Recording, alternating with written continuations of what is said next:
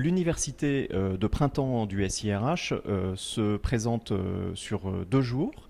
Nous avons décidé cette année d'aborder un certain nombre de thèmes qui deviennent assez intéressants, notamment autour de l'évolution de la fonction SIRH, un thème autour du DRH 3.0 et puis un échange, ou plutôt quelque chose de particulièrement original que l'on ne retrouve pas trop dans les RH, qui est la blockchain. Je retiens aussi particulièrement la présentation de Bertrand Dupérin à la fin de la première journée autour de l'employé au cœur du système d'information RH.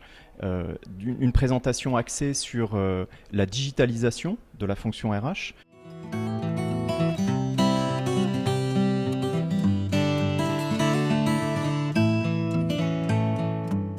Moi, c'est ma première participation à l'université. La première chose que je voulais voir, c'était des personnes qui travaillent exactement dans le même domaine que moi, que j'ai pas l'habitude de voir au quotidien, et échanger avec eux sur les nouvelles tendances. J'ai retenu que les tendances actuelles, avec la numérisation, la digitalisation de la fonction RH, c'était un basculement du barycentre du SIRH plutôt vers la DRH, alors qu'avant c'était plus ou équivalent entre DRH et DSI.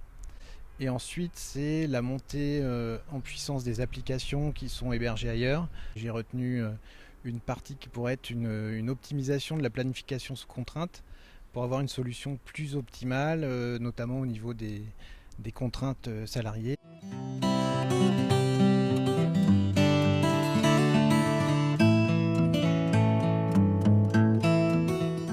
Les thèmes abordés sont toujours et d'actualité et sur des sujets très innovants. La vision 2020, on en parle au sein de nos entreprises aujourd'hui, et de voir comment demain ça peut s'adapter à nos équipes SIRH, c'est toujours très porteur. On a vraiment des progiciels, on va dire, historiques pour tout ce qui est gestion administrative, recrutement, gestion des carrières, de la performance, formation.